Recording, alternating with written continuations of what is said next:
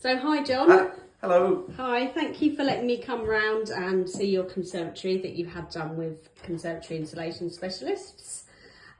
So what was your experience overall with the whole process? I thought from start to finish, the lady that came round to show me all the stuff that they were fitting, and it looked very good quality. There was no pushy sale. It was very relaxed. And she gave me a price, and then afterwards she said, I'll leave you all to it. There was no pushy sales or constantly ringing me, and I was very impressed with the way the whole the thing went.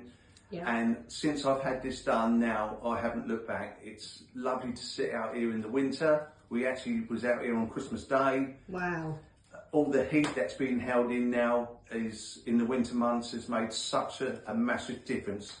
Whereas we used to shut a conservatory door because of the cold, Yeah. but now we've had it open all through the winter months, and it's made such a massive difference, and I haven't looked back. Oh, that's fantastic. Yeah. Well, it looks lovely as well. Yeah, Looks great. Very pleased with the quality. The two guys that came round to fit were fantastic, kept me up to date with everything, showed me what they were doing, and Yeah. very impressed from start to finish. That's brilliant.